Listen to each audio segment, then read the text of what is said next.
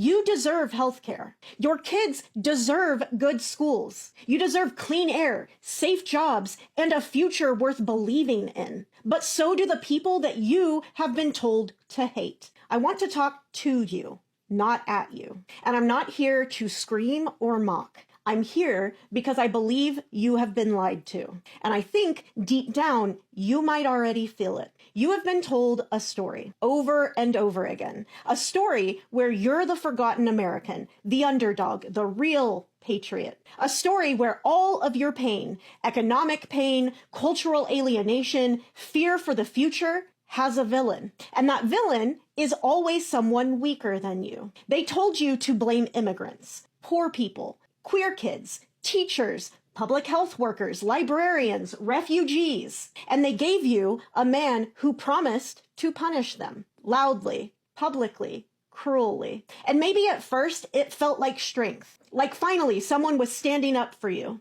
But now you're watching a country more divided than ever. Your neighbors struggling, your friends rationing insulin, your town losing its only hospital, your kids still drowning in student loans, the rich getting richer while the rest of us are told to fight over crumbs. And maybe you've started to wonder, what exactly did you get out of it? Because here's the hard truth. When you vote for someone whose only skill is hurting other people, eventually that cruelty comes for you too. You voted for a man who said he would drain the swamp, but he stocked it with billionaires and lobbyists. He said he'd build the economy, but he passed a tax cut that helped the ultra-rich and left you behind. He promised to protect American jobs while his companies outsourced labor and sold out working families. You were promised strength, but what you got was vengeance. And vengeance doesn't heal. It doesn't rebuild. It doesn't feed your family or pay your bills or keep your children safe. It just leaves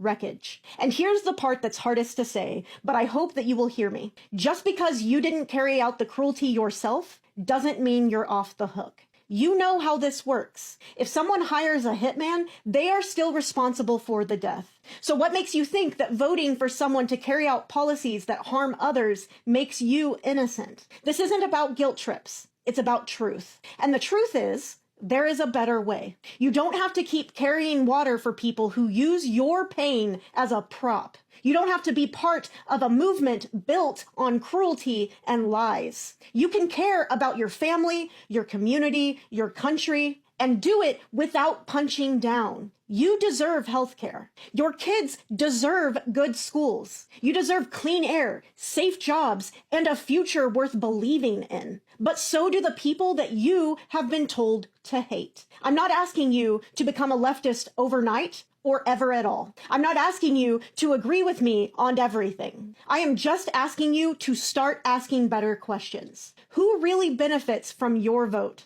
Who's getting richer while we fight each other? And what kind of country do you actually want to leave behind? It is never too late to change direction, but it starts with telling the truth about where we have been and with refusing to keep walking the road of cruelty moving forward.